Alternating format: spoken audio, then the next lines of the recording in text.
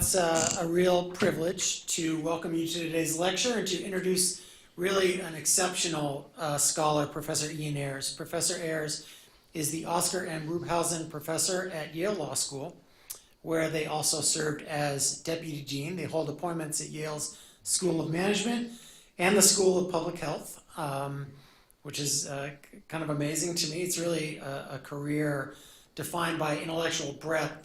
And certainly that's true when you look at the list of publications, and a real passion for interdisciplinary engagement. Professor Ayres was trained as both a lawyer and an economist, and has really changed the way that we think about law, data, markets, and even social justice. Professor Ayres is a prolific and widely cited scholar.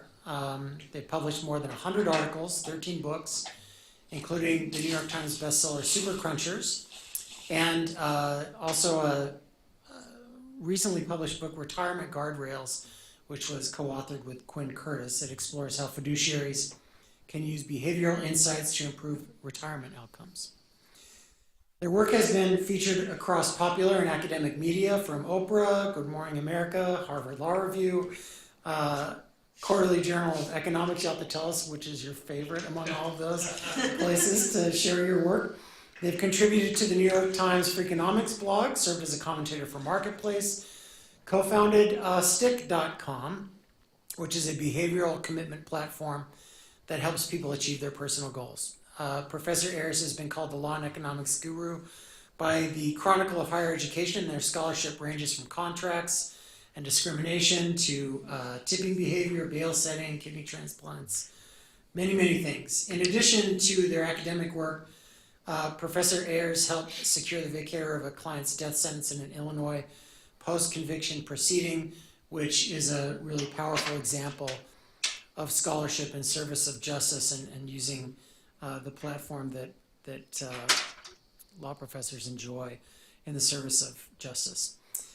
Professor Ayres was elected to the American Academy of Arts and Sciences in 2006.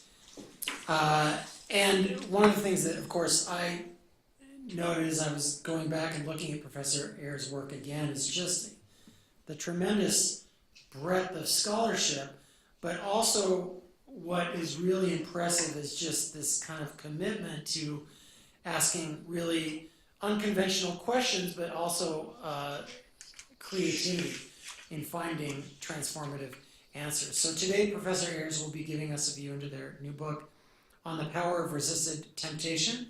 Please join me in welcoming Professor Ian Ayres.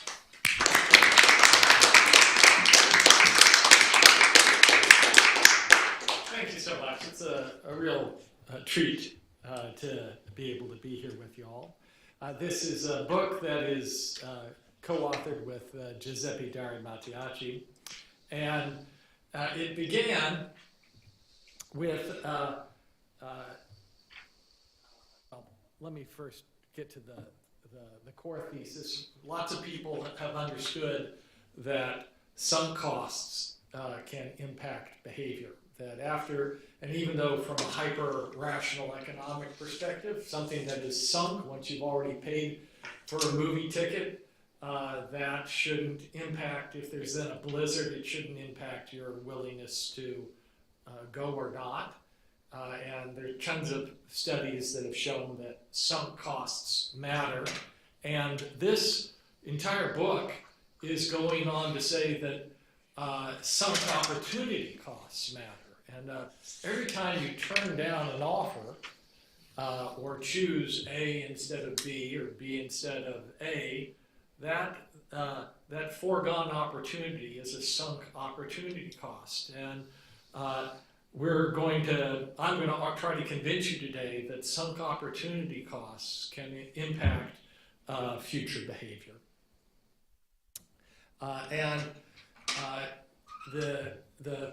The project began by noticing something unusual that Zappos did. Zappos is the behemoth shoe seller. These shoes I purchased on Zappos, and the founder of Zappos started to take new employees and offer them money to quit. And this is a perverse thing to do. Normally you want to reduce turnover. Here you're trying to incentivize people to turn over, and something that comes from this is that it's scary to tempt people to do things you don't want them to do. And this billionaire CEO started by offering $200 to quit, and almost no one took him up on it. And he, over time, started increasing it. And at the just before they sold to Amazon, they were offering $5,000 to new employees to quit. And the rationale was Zappos really cares about customer service, and the rationale that was stated is that we don't want anybody to work for us who isn't really enthusiastic. We want to get the bad types of employees to quit and keep the good types that are really interested in staying. This is a completely reasonable theory, but it doesn't do a good job of explaining any success at Zappos, because no one took the offers, or less than 2% took the offers of new employees. So you're not going to have a very good segregating effect of losing the bad employees if you do that. And then the next thing that happened along this is that one of my children was cast as Henry V, and I'd never seen Henry V, and I went out and I read it immediately, and it turns out Shakespeare beat Zappos and me to this idea long ago. And if we can try, can you start that video for me? Yes, sir. Bravo. Proclaim it, Westmoreland, through my host, that he which hath no stomach to this fight, let him depart. His passport shall remain, and crowns for convoy put into his purse. We would not die in that You man's can stop it company. there. Thank you. So if the key phrase here is crowns for convoy put into the purse. Henry is offering to give money to his troops to quit. Sounds a little bit like Zappos. And in the text, there's no evidence that anyone in his command took it. So it's again like Zappos saying, well, we don't want anybody who would take this to fight it alongside anybody who would take this offer. But again, this theory of trying to screen out bad types is not going to work if, and you're going to need to advance for me, because right now this, or you need there, thank you so much. So this idea of screening is definitely one reason why people might tempt people to quit. But another theory that we're going to focus on is one of self-signaling, that by being presented with a temptation and resisting it, it might teach you something about who you are. It signals, and it becomes a salient story about who you are that might help you guide your future action. And the third theory that I think it could be complementary is that to the extent that people have a cognitive displeasure from acting inconsistently, it creates a kind of potential cognitive dissonance that might keep you, I'm the kind of person that turns down this offer, and then because I want to avoid future cognitive dissonance, I'll keep acting in that way. And now I've tried, let's see here, I'll try to do that. Thank you so much. And another example where Shakespeare beat me to the punch is in Richard III. And this is clearly an example where you're not trying to get, hoping that some people actually accept your offer and leave. So Richard III has this amazing moment where he, after killing Lady Anne's husband and father-in-law, while she's grieving over one of the corpses, goes and tries to seduce her. And what is his method of seducing? It is through a series of resisted temptations. And he goes to her and says, I want to be in your bed. She is disgusted. And I want you to go to hell, not to go to my bed. And he said, oh, if that's the case, then here's my dagger. Take it up and kill me, or take me up. And she said, why? So the first temptation she resists is, well, I'm not going to kill you. Have that on my hands. He said, oh, really? Then I'll take the dagger. Just give me the word. I'll kill myself. All you have to do is say, do this. And by the end of this small incremental series of temptations, each of which she resists, he ends up convincing her that she must have some feelings for him. And it ends with the line that some people remember: was ever woman in this humor wooed, was ever woman in this humor won. And so a particular model that this is, by the way, a very eclectic book, so it has a whole chapter on examples of resisted temptation in literature and in the Bible. And then it also has a very formal mathematical model. And we emphasize in this model a reference point theory, that when you have turned down $5,000 to quit, it gives you and those that resist are going to work hard to get to $5,000. They want to earn that back to even the mental accounts, because you'd feel like an idiot to turn down $5,000 to quit and then quit a week later for nothing. These are one-time temptation offers, and that there's going to be this incentive. And this reference point theory also has a quality that it is self-limited, that at some point, if you have too large a temptation, too attractive a temptation, not only will people likely accept it, but even if they turn it down, they might be willing to work for till they get back to 5,000, but they might not work to get back to 50,000. So that there's going to be a natural limitation, and related to that, our mathematical model suggests both a satisfaction effect and a demoralization effect. So this reference point, you've turned down $5,000. You're going to work really hard to get to that 5,000, but once you get there, you're more likely to shut it down soon after the 5,000. And if you hadn't been tempted, maybe you would have actually worked until $8,000 or $9,000. So it may stretch you to get to 5,000, but you then shut it down sooner. And then secondly, there could be a demoralization effect, that you get into this job, and if you realize you're not going to be able to make 5,000, you might actually be demoralized and shut it down earlier. So that this is a theory that is nuanced and doesn't always lead to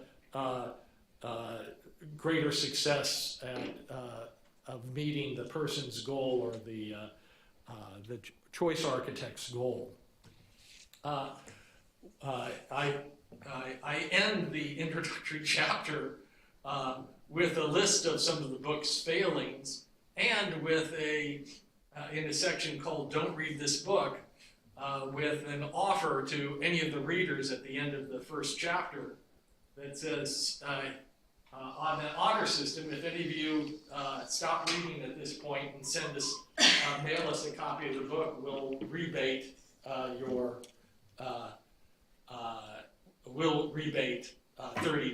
to you or something like that. And the idea, but we say we hope that by turning down this temptation now, this will cause you to read on. And in some ways, one of the meta hopes of this talk is that you'll start drinking the Kool-Aid enough that you'll be able to start seeing applications in your life and in the law where resisted temptations might do extra work. And this is in its most overstated form. This book is trying to double the incentive tools that law makers and others have. Before this, we would have said you have carrots and sticks. You could get students to come by saying, well, I'm going to hurt your grade if you don't come, or you could, that's the stick aspect, or we could say we'll give you pastries if you could use carrots. That's the traditional approach. But this now, reactive carrots and reactive sticks are of the kind, well, the reactive carrot is we'll offer you $10,000 to $5,000 to quit your job, and I'll be showing you in experiments that offering reactive carrots can cause people to work harder, to help them quit smoking, go to the gym more. There's also the possibility that reactive sticks can be useful, and so that we could imagine that there is an online contracts course that has an attrition problem, right? And that people start the course but they don't finish. It seems perverse, but if you make it artificially difficult to sign up for the contracts course, that you have to answer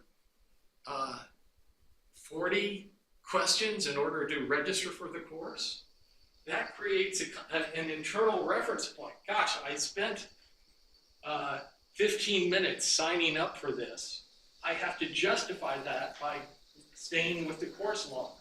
So perversely making it harder to register may be a reactive stick that keeps people in the course longer than if you had just said, oh, I want to make it super easy for you to sign up.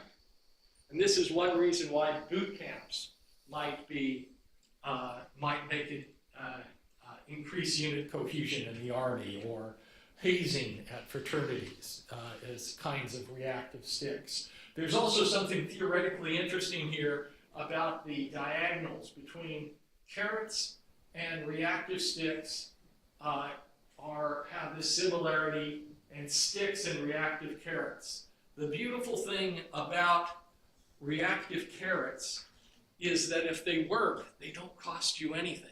You offer people $5,000 to quit, no one quits, and then they stay on the job longer. And that's the same, that reactive carrot, if it's successful, doesn't cost you anything. A threatened stick doesn't cost you anything if it's successful. I will put you in jail for 20 years if you commit this crime. If the stick threat works, you never have to pay for jail because no one commits the crime. Whereas if a carrot works, it costs a lot of money, as you're going to learn from this pastry promise, right? And the same thing goes, a reactive stick costs money because you actually have to have a boot camp. You have to do the thing. So there are, these can have very different fiscal impacts. Reactive carrots can, just remember this, they can be free. They're scary to do, but they can be free if they work. And this thing is, we're not going to play this, but art also gives us an idea of what kind of context. In order for a reactive carrot to work, you need to get people to put them in a context where they are likely to resist the temptation.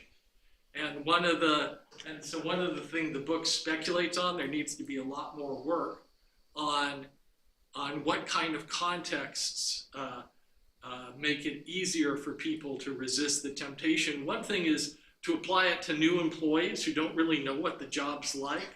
If you do, one of the interesting things when Bezos bought Zappos, started to apply these quit offers to the entire workforce, not just new ones. And I don't think that's likely to be as effective. You're more likely to get people to accept the temptation because they know they don't like this job. They know they're going to get an offer to quit once every year under the Bezos system. So how much knowledge you know about the task at hand is one thing, but also the circumstances. Are you in a group that you care about? The Zappos offers were made to groups of new employees at the end of their training, and it might be harder for you to step forward in front of your cohort and accept this offer. That picture that just flashed for a second is from Sidney Poitier's Raisin in the Sun. Let's see, you can, it's just not going to show up there for you. But this is yet another great example of art. For those of you who aren't familiar with that play or movie, this African-American family had entered into a contract to buy a house in a white suburb. And a member of the Neighborhood Homeowners Association came to the family and said, look, we'll give you your deposit back plus some money. We'll tempt you to not come integrate our neighborhood. Okay, that was the temptation offer. And the matriarch goes to her son and said, no, you make this decision and you do it in front of your 10-year-old, my grandson, your 10-year-old son. And that was creating a context. Are you show your son the kind of person you really are? Poitier resists the temptation, and the matriarch said, my son became a man today. So the context can matter a lot and impact whether people accept the temptation or not. And so I'm going to kind of heroically try to talk to you about 3 different experiments. So I'm going to go a little bit fast through them. First was a pay-to-quit experiment, which we did in the lab. And the key idea here is we started off and we had a simple, boring task. You had an opportunity to get some Swiss francs for completing the task. And we first did a very small study that looked to see, well, what's the how many completed tasks did we have with different kinds of temptation? And if the temptation was, we'll give you 3 francs if you quit and don't try to earn any money. And these tasks, we would pay you 25 cents or for each task you completed. And so you would have to do 12 tasks in order to get back to 3. With a 5 franc temptation, you'd have to do 20 to get back to even. And with 6, you'd have to do 6 times 4, it's 24.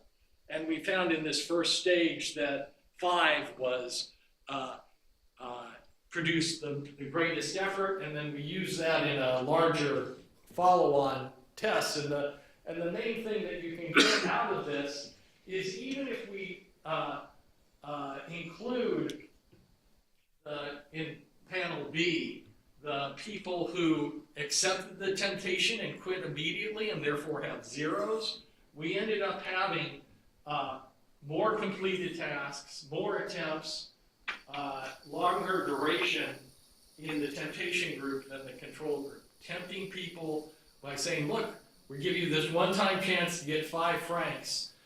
They were more likely to work harder in the treatment group, in the temptation group, than in the untempted group. And with regard to this reference point, with a temptation of 5, remember the temptation group has to get to 20 quarters, has to solve 20 problems in order to earn back the 5 that they forewent.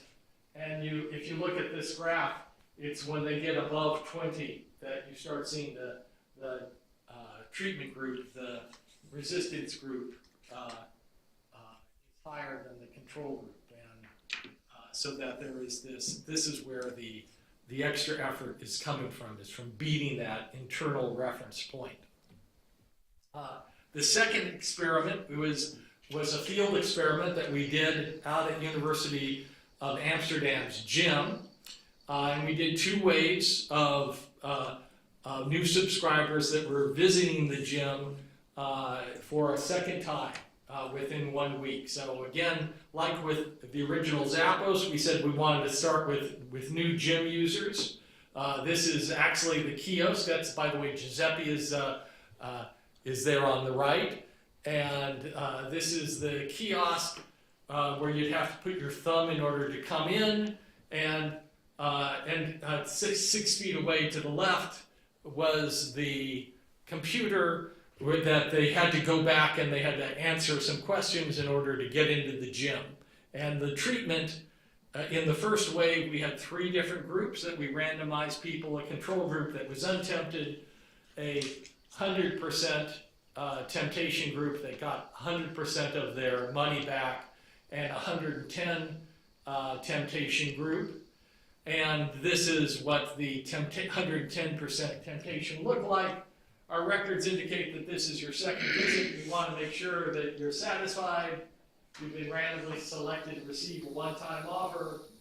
And if you act now, we will cancel your membership and we'll refund to you the entire sum you paid plus an additional 10%. If you choose to cancel, you'll be prohibited from buying another membership for 3 months. Again, we emphasize that to receive this refund, you must act now. And the good news for us is that no one accepted the temptation. And if you think about it, these were new users that hauled their butts out of bed, got on their gym, filled up their gym bag, got down to the gym. They're literally at the gate to the gym, and we stopped them. There's so much forward momentum if you want to. That's the context. Yeah. I'm sorry, if you don't mind me asking, how much did the gym membership cost? I feel like that might also play a role. Yeah, it went from, there was a menu of 15 different types of membership that varied especially in length. And so it would go from, I think, 50 to 250 euros would be the. And we do lots of controls on looking to see whether that has an impact. And it's also important to know there aren't. It just so happens that the gym is and the university is in a part of the city that there aren't many other gyms nearby, so it's not easy to accept this and go to another gym. So for whatever reason, we did pretty well in getting people to resist the temptation, and also when you do a randomized test, you do tests of balance. These subjects were similar on a lot of other dimensions, so they looked to be of the same age and gender and had the same majors. And the big news here, well, let's see here, we'll go back, is even just looking at this at the average number of visits for the 110 group, it's 2.5 visits during the 2.56 for the first 16 weeks, 2.31 for the 100% temptation, and 2.27 for the control group. Another way of seeing that, let's just see here, is you can see here the control group is all these lines are downward sloping because there's attrition in gym usage. That's hardly novel to this. But the big thing is you notice how the control line is lower than the other, and the 110 temptation is higher. One of the big questions is, and then we did a second wave where we tested 125% temptation, 150% temptation, And one of the interesting questions for us, we generally found that the 110 and the 125 produced more gym usage than the 100 or the 150. And why would that be? Well, it would be consistent with this bend, don't break, that you can push people too much, but if you set the temptation low, they were going to go that much anyway. If you set it too high, it demoralizes them. And so we find an intermediate value works the best.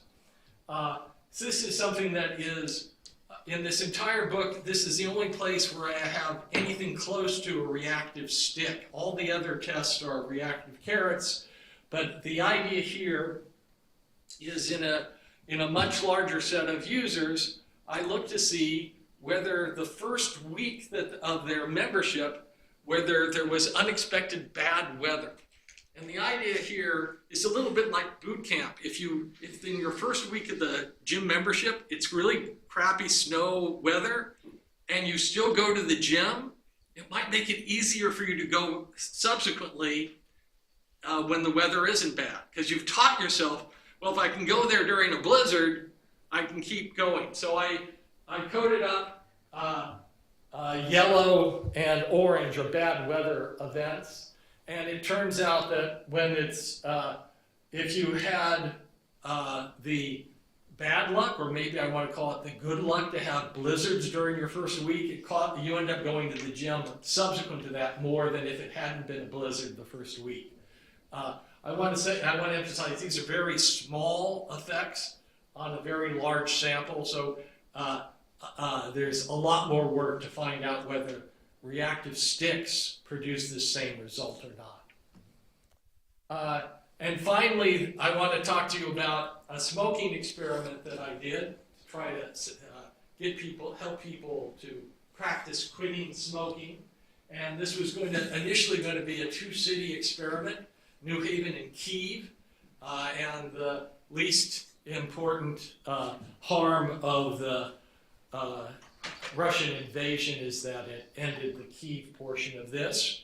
But I've become great friends with my lead administrator and was approved for them to come live with us under the Unite for Ukraine parole program that has been suspended by the Trump administration. And lucky for them, they chose to live in Luxembourg instead of in our home. But I'm still playing chess once a week with their 12-year-old son, my administrator. But anyway, back to this thing, smoking experiment. I'm just going to report the New Haven results, which is a small study. We had 4 types of cessation support, nicotine patches. We gave advice. We gave them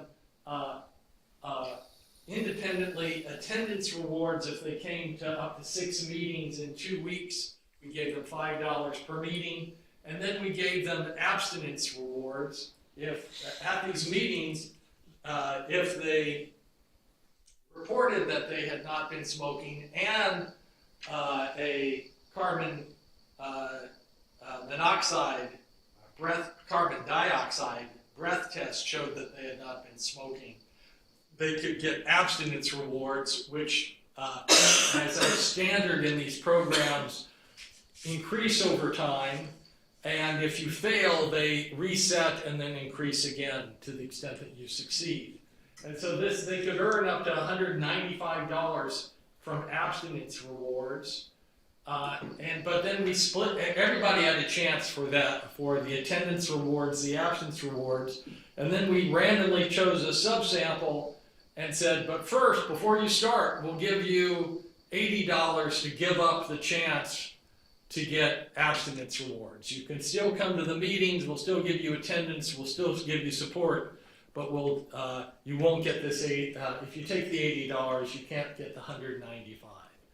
And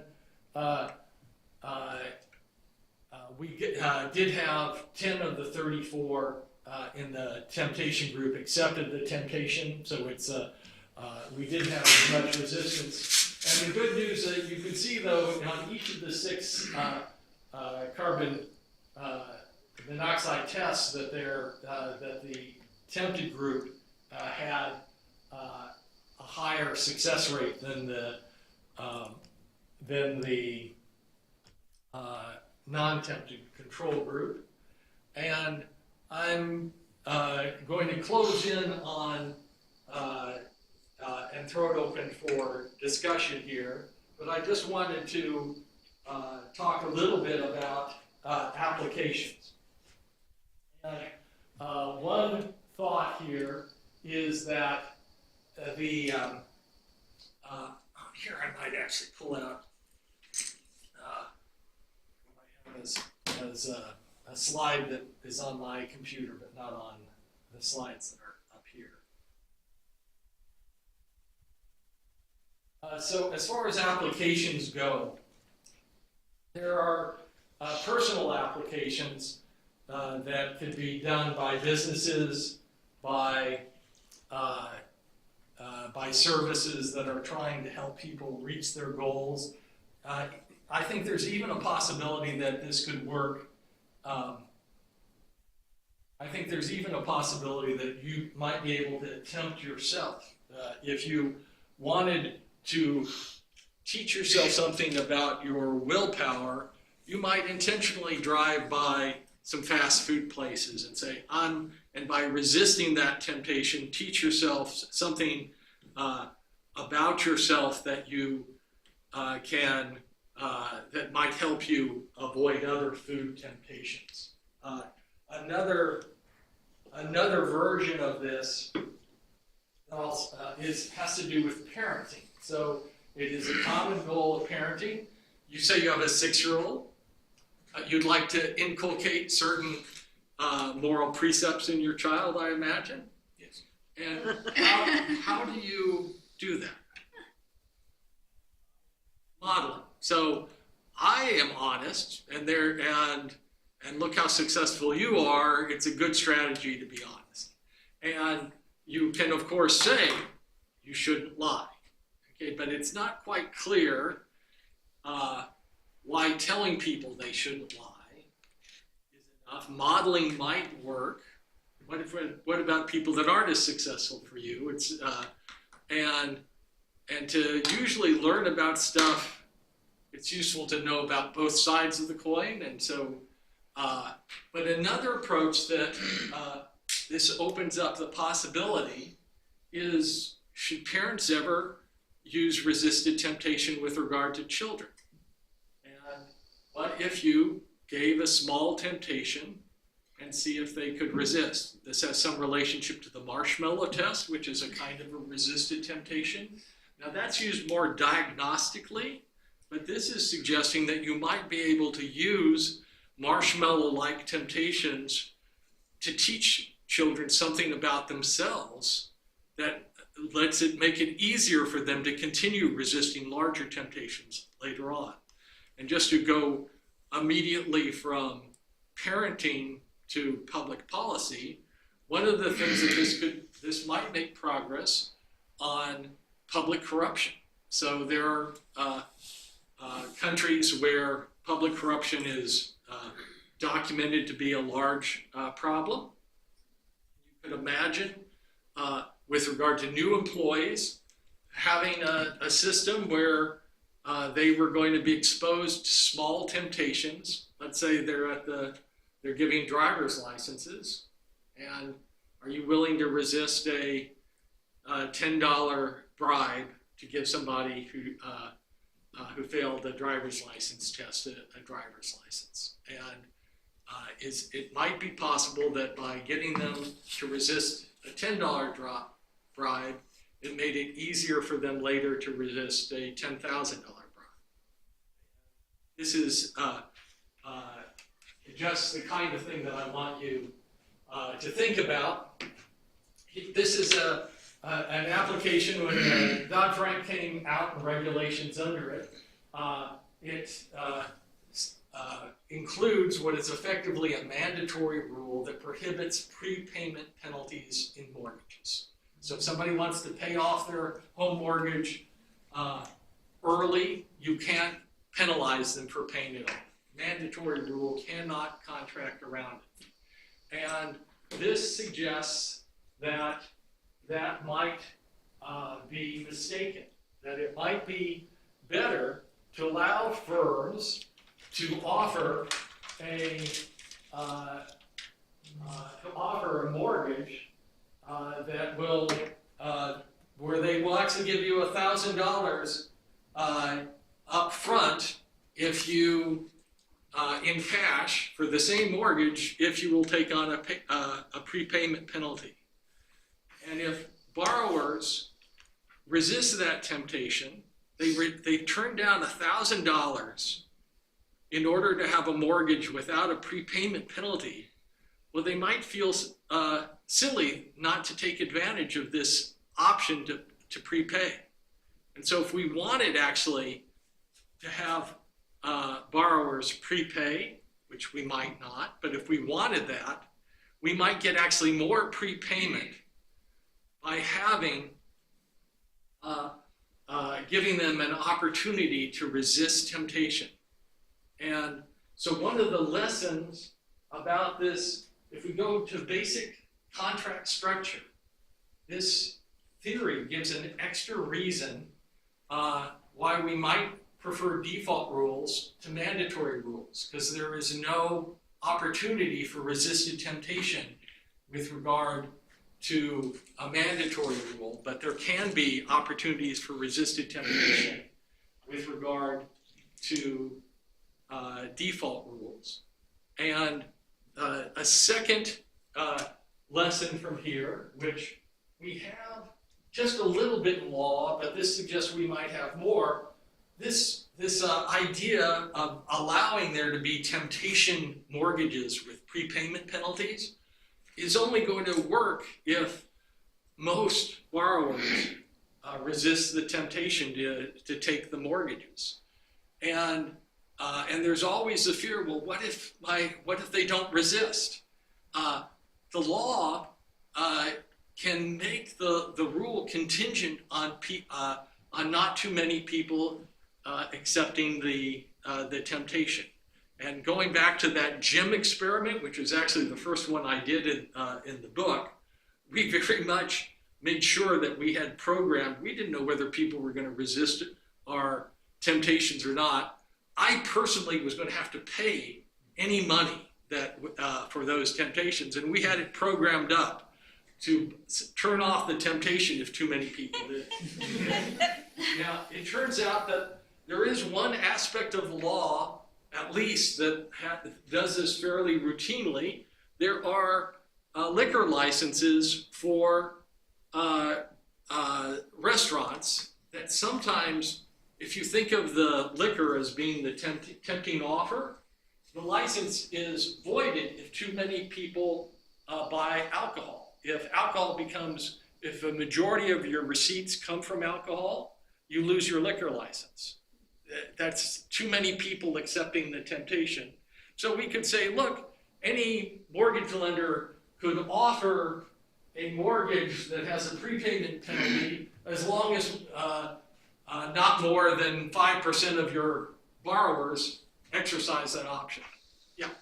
So, I mean, it sounds to me like this is a relatively, a very original thesis, and I'm thinking about the other main application that this could probably be used in, and I wanted to ask from your observation, especially in litigation, have you seen people use behavioral sunk cost as a method to obtain plea deals, settlements, any sort of desired outcome? Have you seen that psychology play out? Have you done any research there?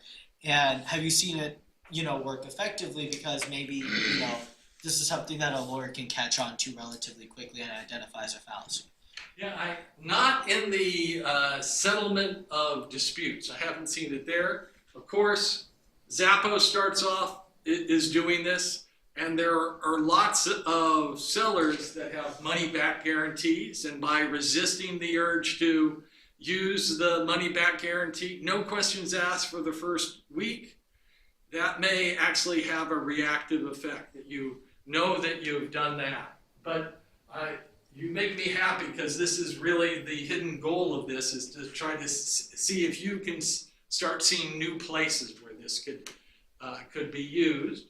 And so if we But just to step back here, with regard to structural contracting rules, if you start drinking the Kool-Aid here, this is an additional reason to prefer default to mandatory rules. This is an example of that. It's an additional reason to make these default rules contingent on the resistance rate. That's the example of the restaurants and they're not selling too much alcohol. It's an additional reason to prefer penalty defaults. Because one of the things, not just to have defaults, but to set the default at the temptation. And so if you do nothing, you're going to get the temptation result. So imagine that Zappo said, or Glengarry, Glenn Ross, the good news is you're all fired. But if you do this, you can keep your job. All right? And so if you set if you set the default at the temptation, it might make it more salient that they have turned it down and that they're contracting for something else.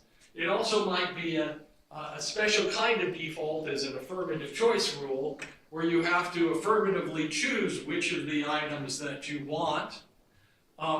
Another thing that I think is underanalyzed, but by contract scholars and the law, is the regulation of contractual menus.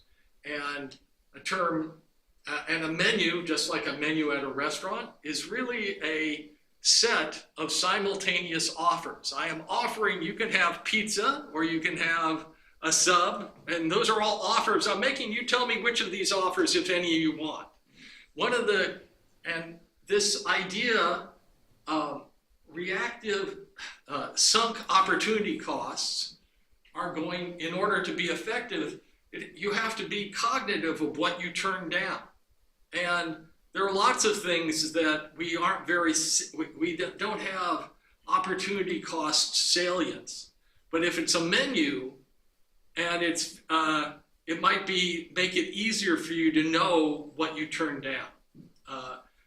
So it's another reason why we might want to have mandatory menus of what's going on. We might also, another aspect of contract law is altering rules. So besides the default that you set things at, the altering rules are the set of necessary and sufficient conditions that allow you to displace the default. So if you have,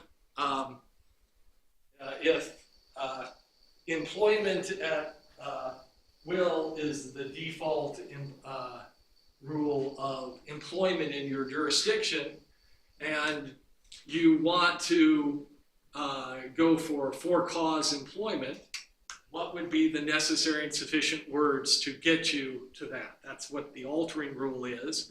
Well, we can have altering rules that themselves increase the salience of what you turn down. I hereby renounce the employment at will and instead elect this. If you actually have to announce, in order to alter, you have to announce what you're turning down, that's going to make the thing that you turn down. So you could have altering rules that make opportunity costs more salient.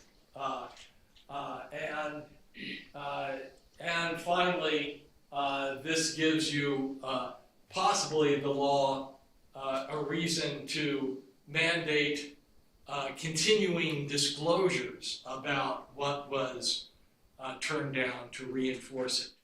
And to remind them, remember you turned down the prepayment penalty, the $1,000 for this. That might be another thing to apply. And I think I have just one more application to play with, but I don't want to do that. I want to do this. I don't know what I've done. We'll do that. Thank you so much. Yeah, and so this is just, this works through some of those applications to reactive defaults and menus and altering rules that I just talked about. And that's what I have for you as my presentation in chief. I'm happy to take comments and questions. Yeah. So you mentioned the marshmallow test, which is I was thinking of from the beginning as an example of sort of considering where how deciding to resist temptation might affect somebody. More recent research about the marshmallow test has told us that it's frankly a better test at testing wealth than it is a test at testing willpower and likelihood of success based on willpower.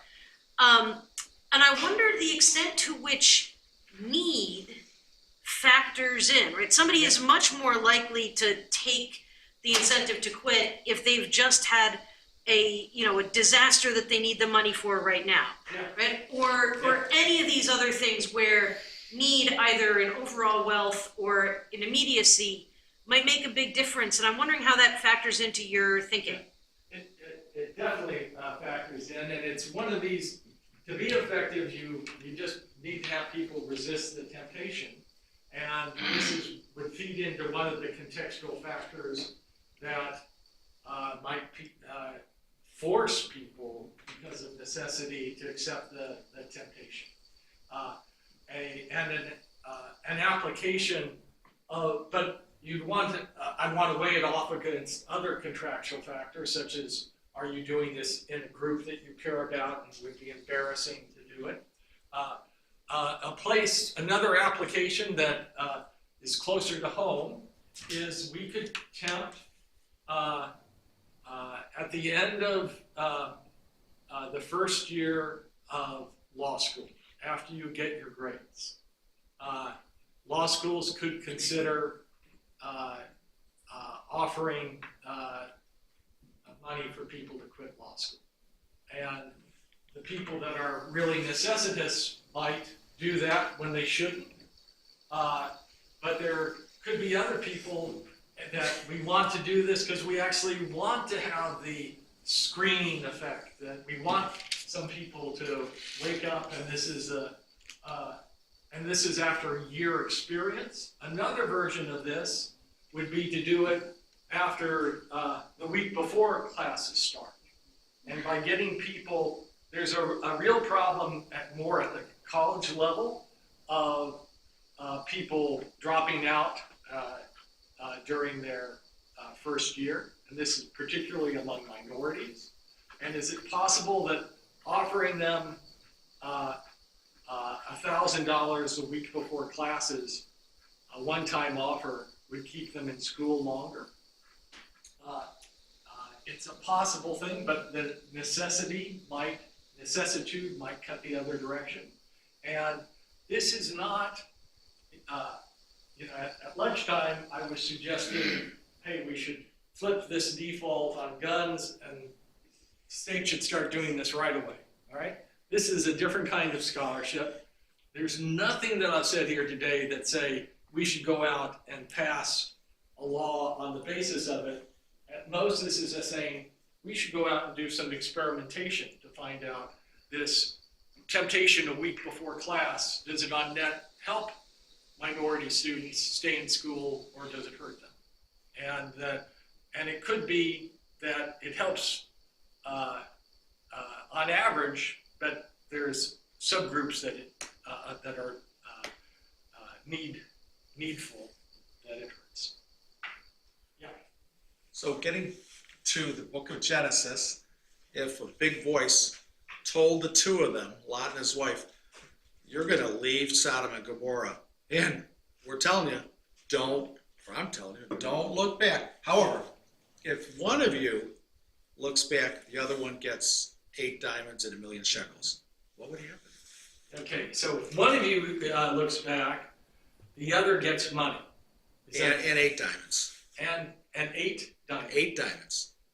Okay, and that's one more than 7 diamonds, I'm just hearing? Yeah. Okay, just want to make sure I heard the word.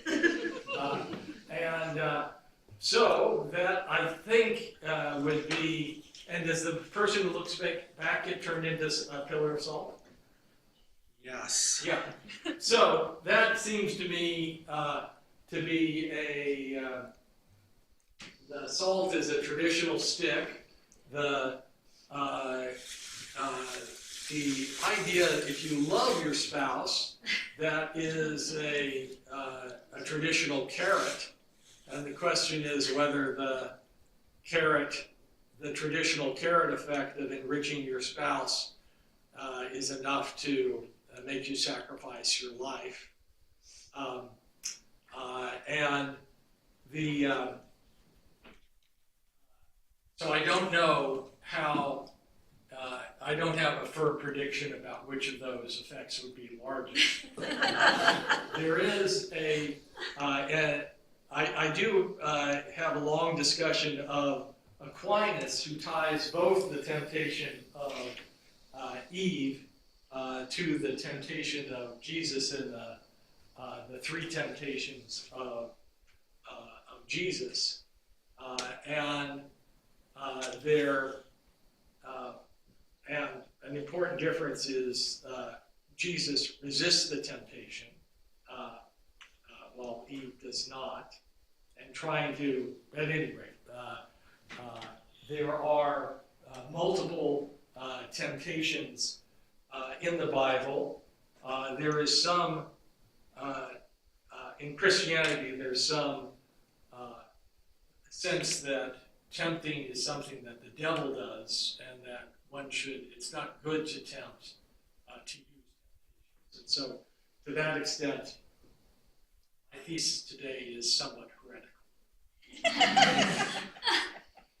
Yeah. So, I have a question.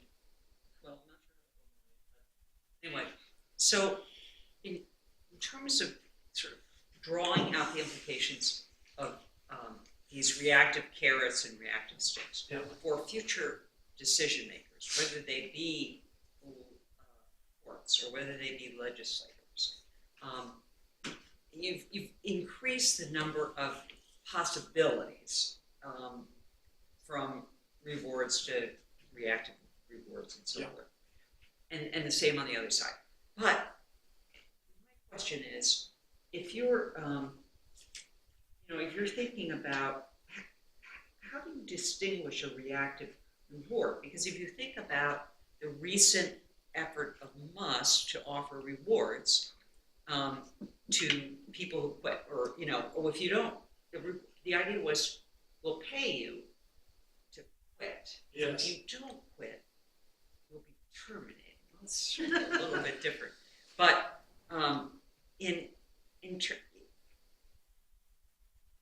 how do you distinguish these when it really takes the same form?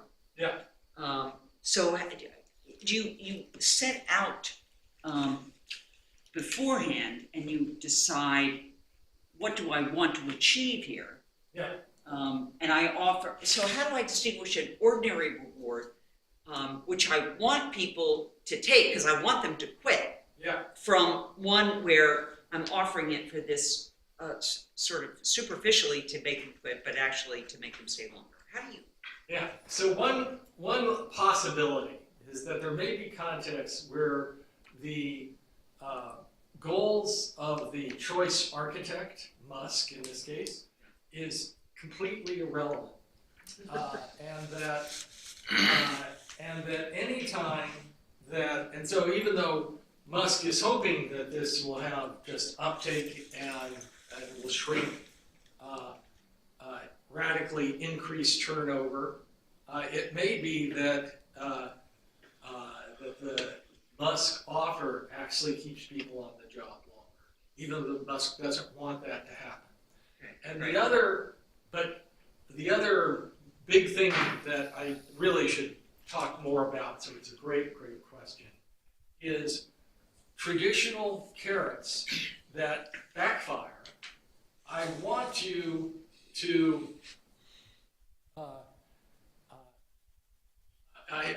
when I first became an uncle, I offered a carrot. I got a great deal out of learning how to type. And I said, look, I'll offer some financial reward if any of my nieces or nephews learn how to type 60 words a minute, okay? And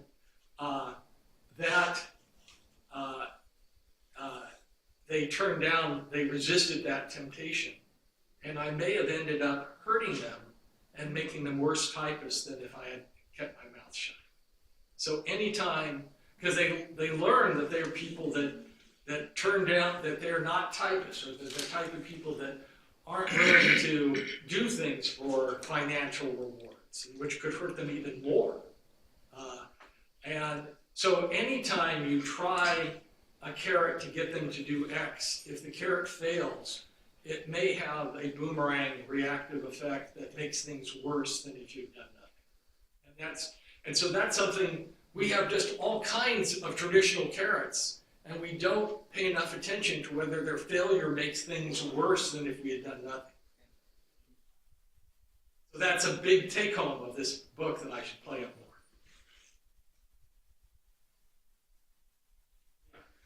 So a question about, I guess, the resisted temptation. Is its efficacy still effective on groups of people who are aware of this as well? Like if we were all to go and do the gym study as well, would that still have the same? Have you? Yeah, I think this is a yes, and there is some evidence from my paid to quit experiment, and a little bit from this gym experiment.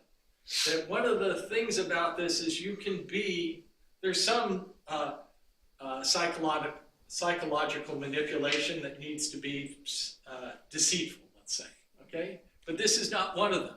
We can say, look, we're offering you 120% of your gym membership. We hope you're satisfied with the gym. If you're not, we're offering you 120% of your money back. We hope you don't take it. And in the lab experiment on paid to quit, we could even add on, and we hope that this will strengthen your resolve to keep working. And I think that I would like to test, and we have some evidence that if you resist this temptation, it'll make it easier for you to keep doing X. The one thing that we tested in the gym we immediately asked them their level of satisfaction. Did not hurt their being offered money back guarantee.